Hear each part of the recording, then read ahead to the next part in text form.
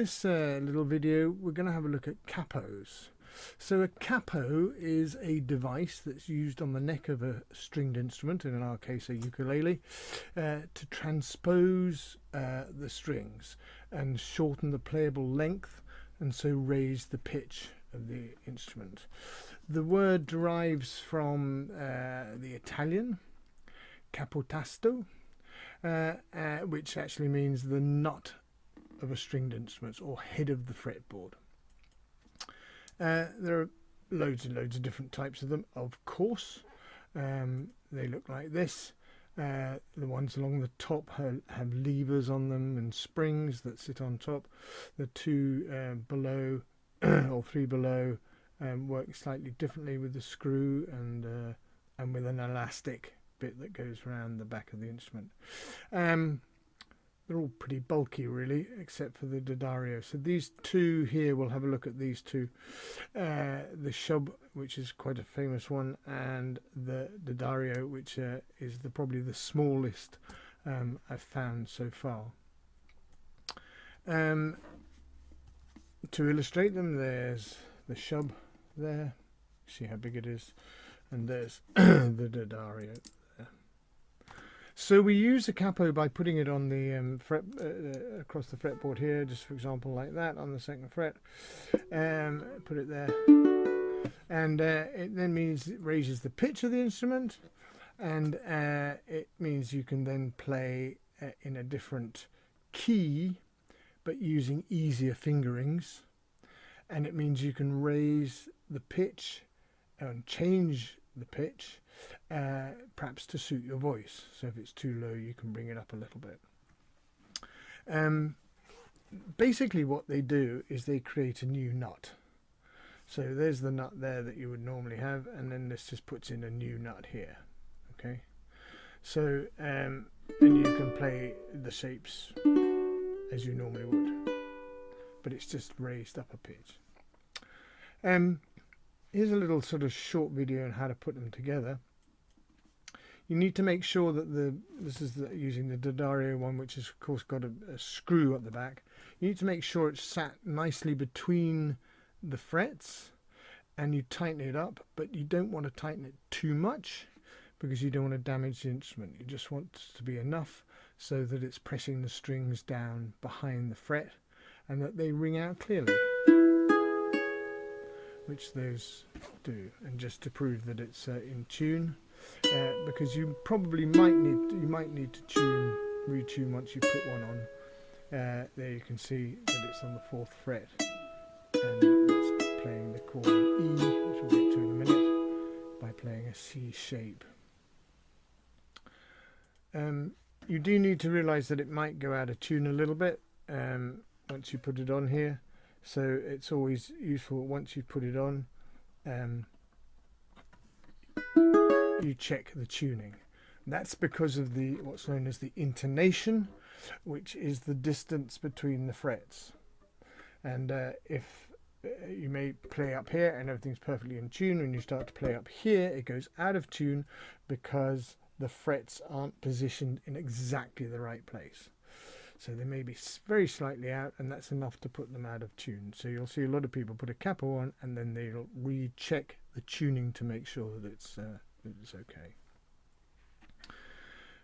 Like I said, you don't want to put them on too hard because you don't want to do too much damage. So playing with a capo has the effect basically of retuning all the strings by the same number of steps. Okay, so that doesn't mean that it affects any of the other notes down here.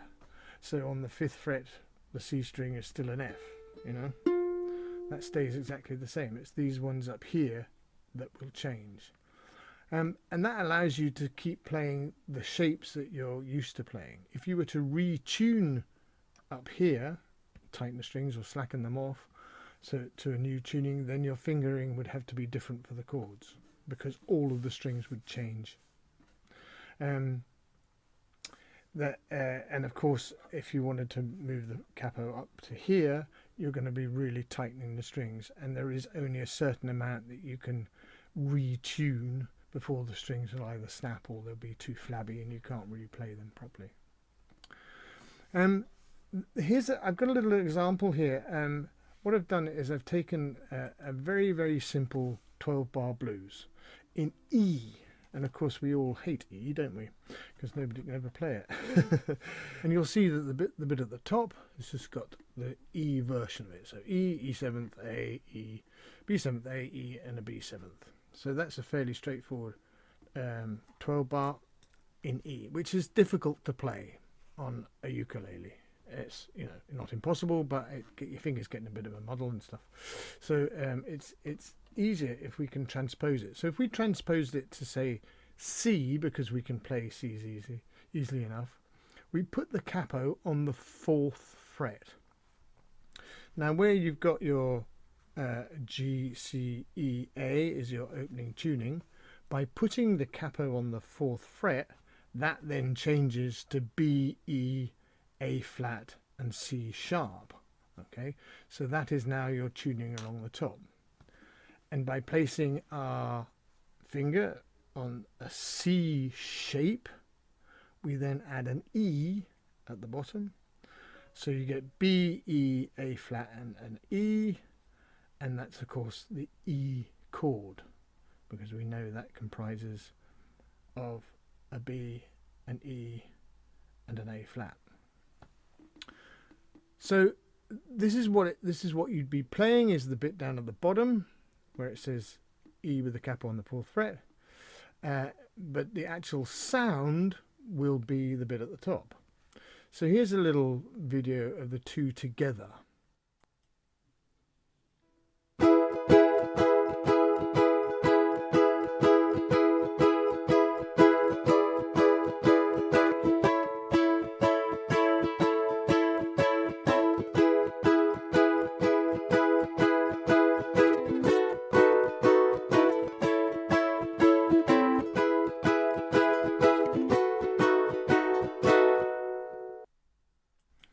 So you can see it's a lot easier to play using the C shapes than it is to play the E shapes, but you're still playing in E even though you're using the C shapes. So I sort of hope that makes sense. So that's one reason for using a capo, is that you can start using shapes that you know rather than having to do all sorts of complicated stuff. The other is that if you were in a duo and two of you wanted to play together, you could have one playing in the root and the other playing with a capo using different chord shapes. So what I've done is I've taken Folsom Prison Blues, which we all know and love so well, and of course on here you've got a D and a D7th and a G and a D, and that's all nice and easy. We can all play that. So one can play that, the other can play the version in C. So these are the chords, the bottom bit of this, these are the chords that you would be playing, but they will be sounding the chords above. Okay, so I've done a little a video of this, and you'll see that the sound changes considerably. So we're going to put a capo on the 2nd fret, which then raises it by 2 tones, and then you can see that by playing the C chords you're actually playing a D, but the sound is different because you get the higher pitch, and it sounds really quite nice. So just have a watch of this. 1, 2, 1, 2, 3, 4.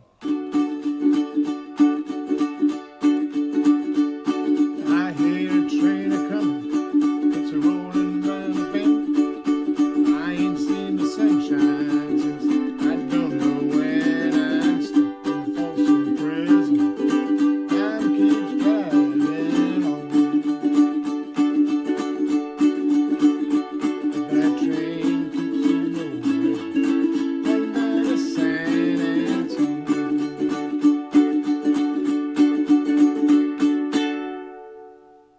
So that's quite a good way of perking a song up, and if there are two of you playing, one plays with the capo and the other doesn't, so you get a really sort of a nice sound.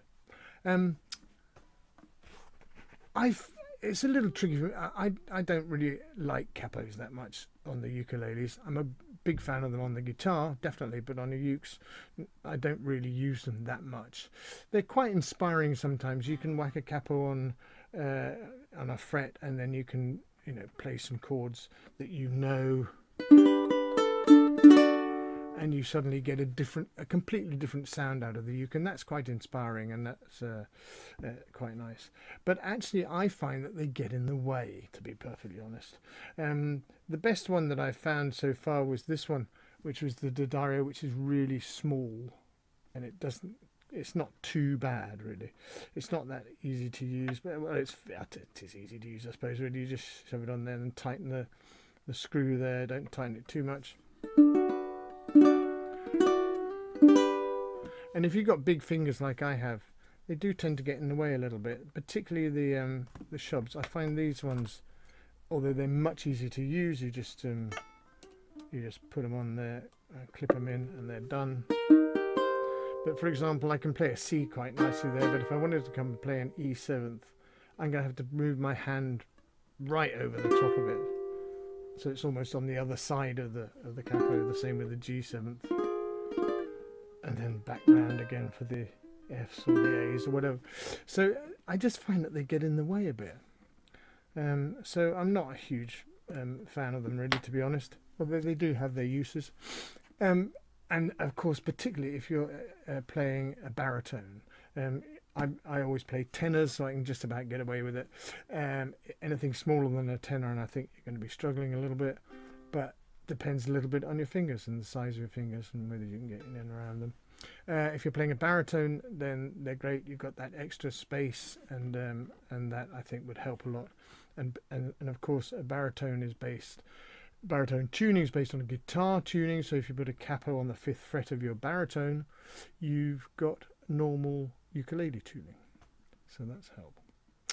Anyway, I hope that's explained capos a little bit to you. All right, see you next time.